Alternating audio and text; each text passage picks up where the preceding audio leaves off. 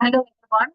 In this video, we are going to discuss about certain frequently asked questions in operating system. So let's move on to a few questions. The first one, what is a process? Give example. So how do we define a process? A process is an instance of a program in execution, and examples of a process are a web browser is a process, a shell or a command prompt is a process. So this is the definition of a process. A process is an instance of a program in execution. For example, a web browser is a process and a shell or command prompt is a process. Moving on to the next question. What are the different states of the process? So a process has 5 different states. So we are going to now list out the states. The different states of the process are new, ready, running, waiting, and terminated. Moving on to the next question. What is virtual memory? So now we are going to define what is meant by virtual memory. Virtual memory creates an illusion that each user has one or more contiguous address spaces, each beginning at address 0. The sizes of such virtual address spaces are generally very high. The idea of virtual memory is to use the disk space to extend the RAM. Running processes don't need to care whether the memory is from RAM or disk.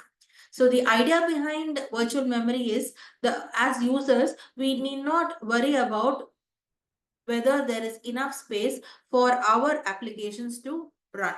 So we are not going to be bothered about the amount of memory space or storage space which is available for our processes or for our applications to run. That is the main idea behind virtual memory. So idea of virtual memory is to use the disk space in order to extend the RAM. Now moving on to the fourth question. What is meant by demand paging? The process of loading the page into the main memory only on demand. That is, whenever a page fault occurs. This is called as demand paging. So we know that a process will be divided into a number of fixed size blocks called pages, and these pages only will be loaded into the main memory. Now we are not going to load the entire set of pages into the main memory. Instead, we will be loading only that page which is required, which is the concept behind demand paging. So demand paging is nothing but you load in the page into the main memory only on demand. Bring in the page into the main memory only when it is necessary. Moving on to the fifth question. What is a kernel? A kernel is nothing but it is the central component of an operating system. It manages the operations of computers and hardware. It basically manages the operations of memory and CPU time. It is a core component of an operating system.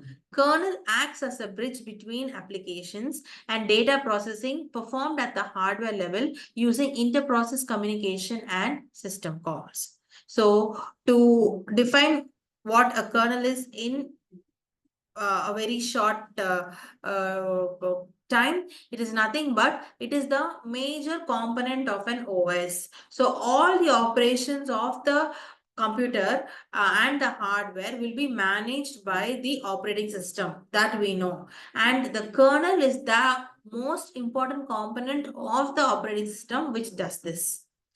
Question number 6. What is thrashing? What is meant by thrashing? High paging activity is called as thrashing. When paging is going to take place again and again, that is, page fault keeps occurring again and again, and pages are brought into the main memory very frequently. High demand for the paging, that is high paging activity, that is called as thrashing. So thrashing is a condition or situation when the system is spending a major portion of its time servicing the page faults, but the actual processing done becomes very negligible. Question number 7. What are the causes of thrashing? How does thrashing occur? Due to high degree of multiprogramming, lack of frames, page replacement policy. These are the 3 main reasons behind the various causes of thrashing. Coming to question number 8. Describe the objective of multiprogramming.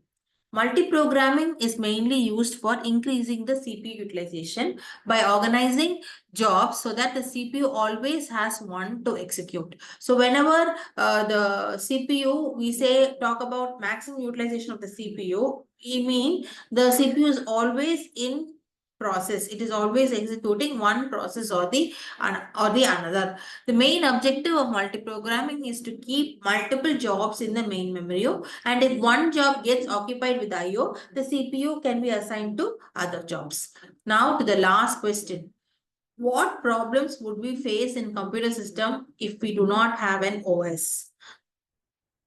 Poor resource management, lack of user interface, no file system, no networking, and error handling. So we'll face all these issues if our computer system has no operating system. So thank you for listening to these frequently asked questions. Go through it. It will be very useful for the purpose of interview. Thank you.